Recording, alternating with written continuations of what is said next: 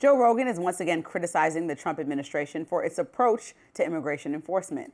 Podcasting giant says that although he supports some aspect of Trump's policies, he does think it's gone too far, will ultimately lead to the president losing some support. Here's Rogan. The way it looks is horrific.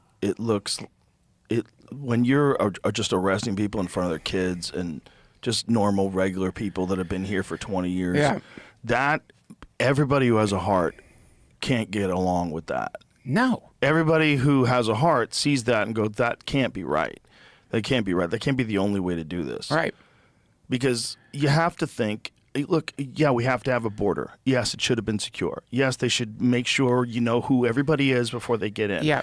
But when people been here for 20 years, like, come on, man. That's crazy. Rogan endorsed Trump in the 2024 election, but this is not the first time he's called out the president on immigration. Back in July, he said many of the same things, bashing some of the tactics used by ICE.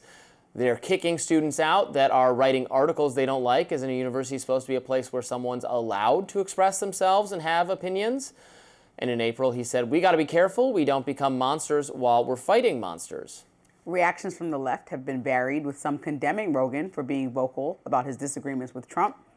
Ed Krastenstein writes, quote, even Joe Rogan is criticizing Trump's inhumane immigration actions. Good for Rogan. Other prominent podcast hosts who supported Trump, such as Theo Vaughn and Andrew Schultz, have also expressed their dissatisfaction with the way the administration is handling deportations. But some liberals feel that their comments aren't enough to make amends for their support of Trump. Trump Tracker writes on X, quote, all the right-wing podcast bros are now regretting their votes. I didn't vote for this. Yes, the bleep you did, Joe Rogan.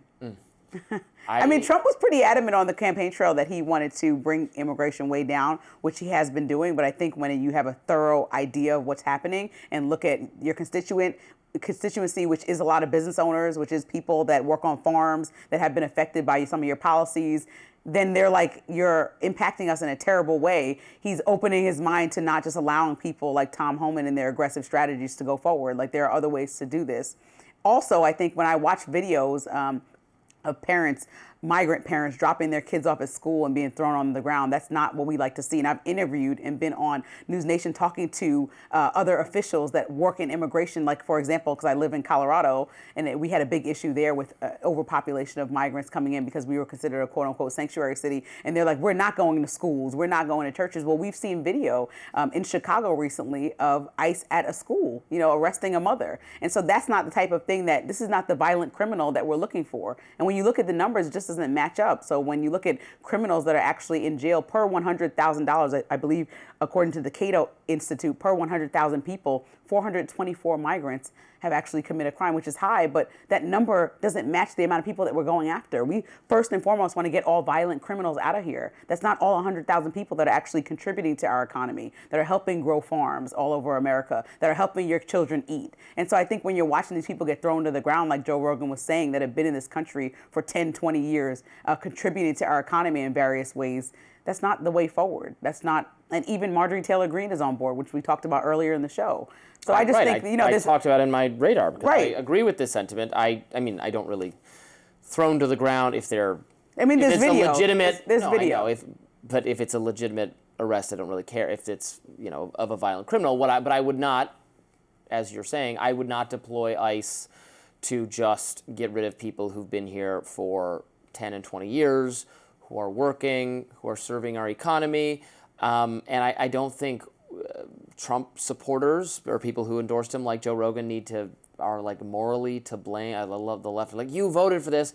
Well, Trump said, and at various points has said, that it's important to have high-skilled immigration. It's important to have visas. It's important to he's had nuances to his immigration policy. What there is a difference of opinion among people in the administration. You have figures like Stephen Miller, for example, who do want to deport every last person here in the U.S. illegally. Doesn't matter if they're working, doesn't matter if they're in an important sector, wants them all gone. Doesn't matter about any trade-offs, doesn't care if now food costs tons more and we can't build anything. That's what he wants. Then you have people like, and Steve Bannon is the same way. Then you have people like Elon Musk and others who want the U.S. to be great and know that that's going to take some level of immigration. Not the violent criminals, but others. So there's an actual difference of opinion within the administration, within MAGA, and that's being worked out. And some days Trump sounds more like one side of it, one side of the debate, and other times it sounds like he's on another side of the debate. Frankly, it has to do with what the situation is and who he's talked to last. So it's an open debate, and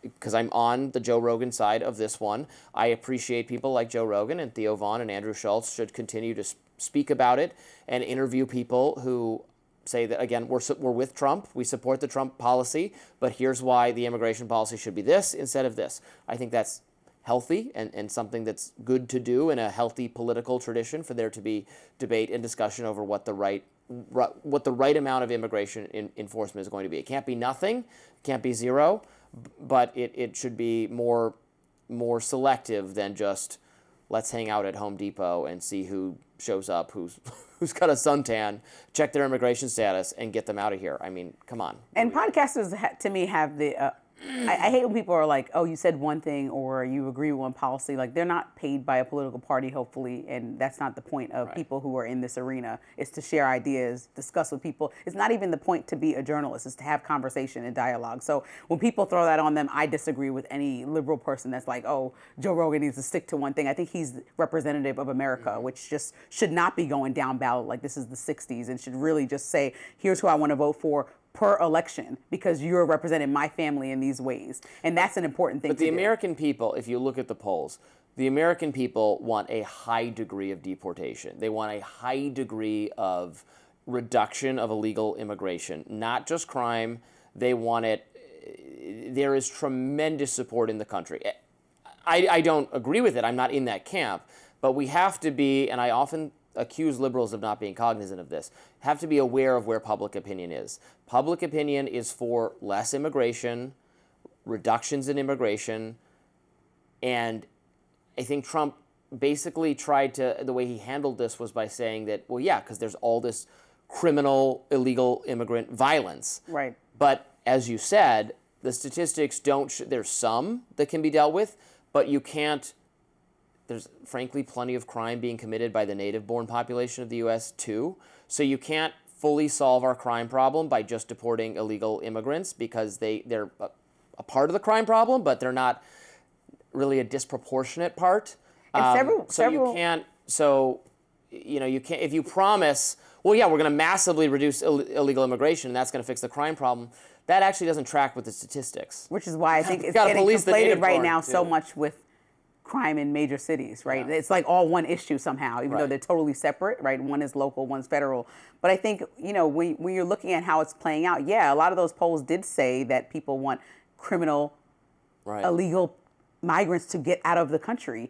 But a lot of the same polls also reflected that people thought that some policies were a little bit too aggressive when it came down to the average migrant worker or somebody. When they go to factories, they're looking at this and saying, well, it's handled a little bit aggressively. So there's like a nuance in the country that everyone can understand. And I think the overwhelming sentiment that you see if you're listening and looking to people who have millions of followers that are representing their audience that are saying the same things. Yes, immigration was out of control under President Biden.